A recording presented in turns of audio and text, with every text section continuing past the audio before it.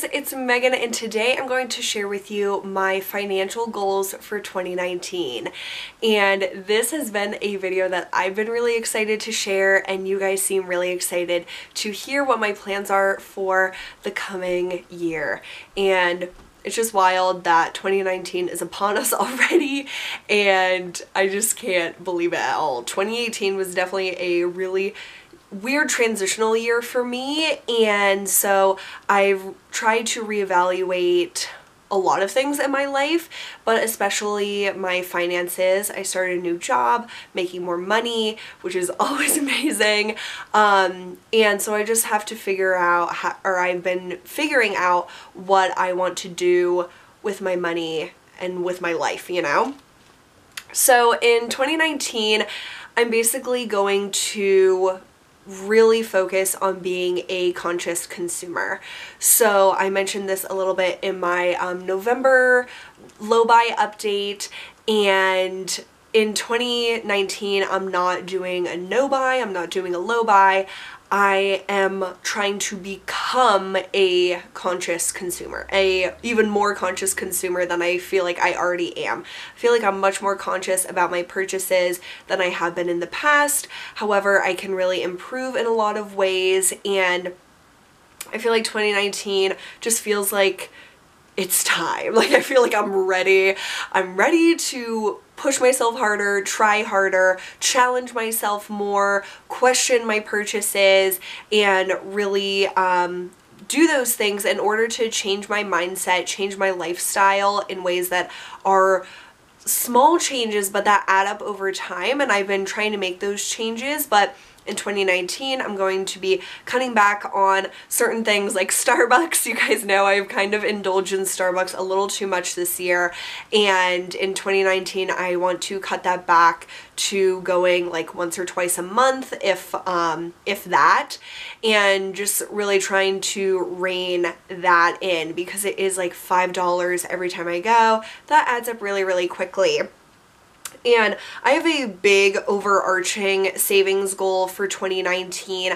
I'm not going to share that number with you guys because it's a big number. It's a big number for me, and I don't know, I just feel like it's not important to share what the number is, but it's important for me to know what I'm striving for, because in 2018 I realized that the reason my low buy did not work as well as it could have is because there was no purpose. I didn't have an end goal. I wasn't like, I want to save up this much money, or I want to whatever. I didn't have a goal at all. It was just like, don't buy stuff.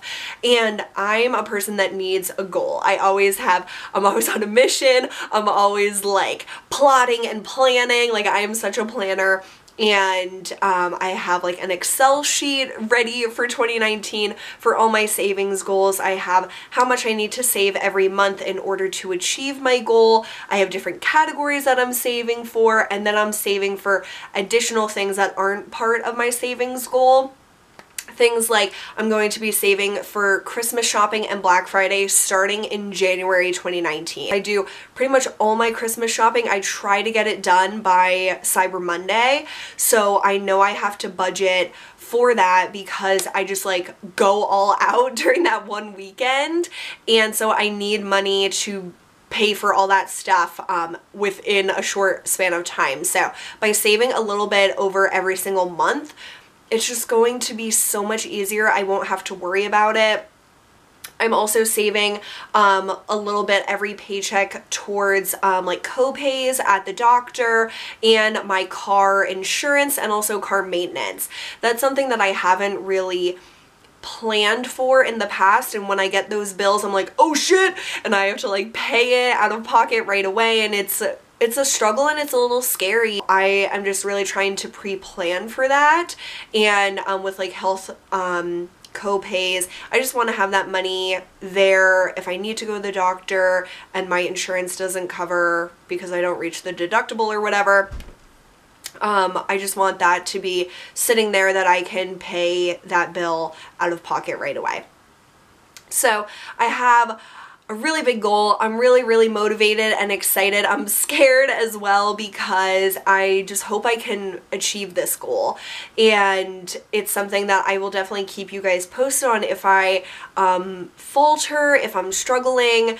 I just really want to be real with you guys, and I try to be that way in all my financial videos because I'm not an expert. I am figuring this out as I go every step of the way, and it's just something interesting that I've been liking to document and you guys seem really interested in hearing about. So I hope to do more finance videos in 2019 than I did in 2018, because like I said, really wasn't on my mind this year as much as it should have been, but I did a lot better this year than I did in 2017. So there are a lot of great things that came out of this year, and I know that I will take those learnings and apply them to next year to do even better.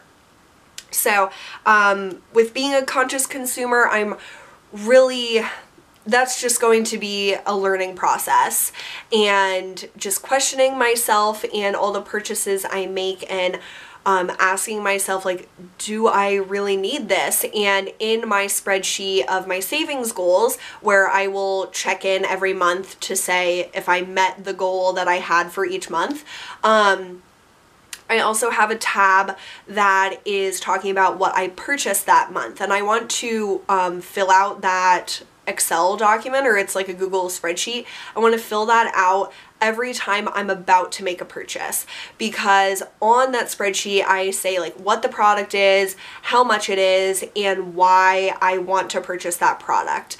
And I feel like just asking that question before I purchase it, especially online shopping, asking it before I press checkout will really help me understand why I'm buying it, because sometimes something's just beautiful and I just want it, and maybe I have a little extra money that I can buy that pretty item with, and that's okay. Like, I'm not going on a no buy. I'm not limiting myself like to the extreme, and I just really want to be aware of why I'm purchasing something and if I really want to spend that amount of money on it, because sometimes something that I've been wanting is full price. Do I really want it for that full price? Probably not.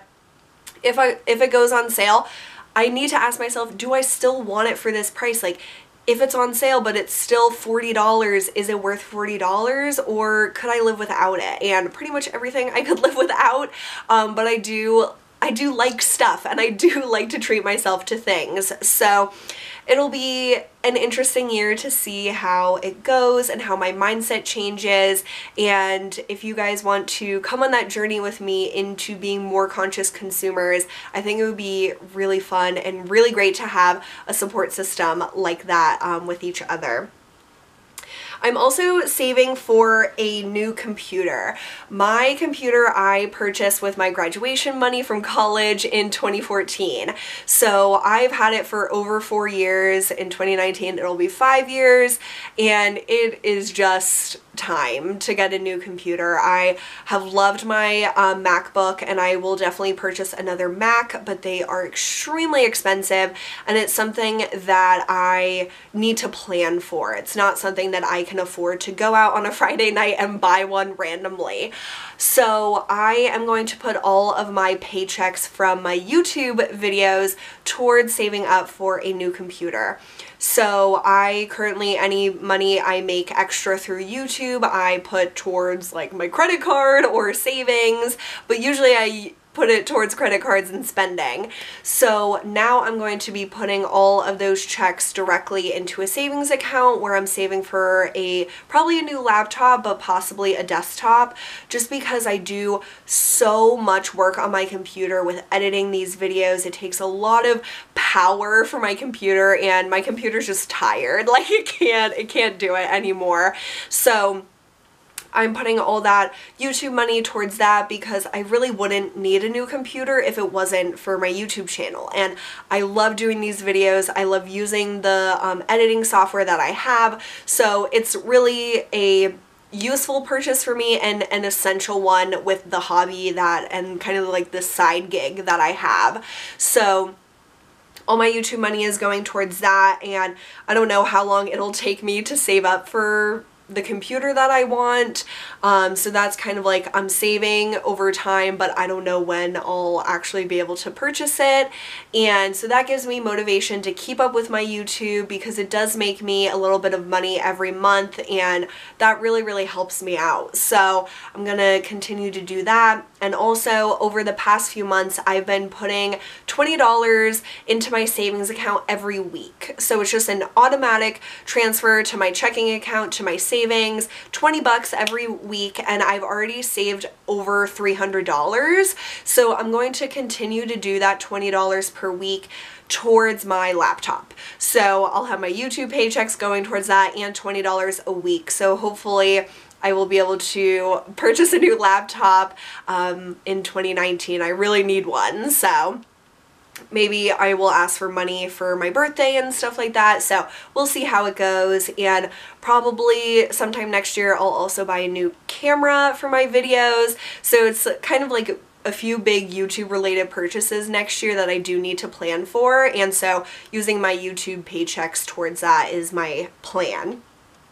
And then with EBATES, I currently, for the past few paychecks, you get quarterly paychecks from EBATES if you use it when you online shop, and it's just such a great way to like earn back a little extra cash if you shop online, and I shop online a little too much. So with my EBATES checks, I'm allowing myself to spend those checks on beauty products.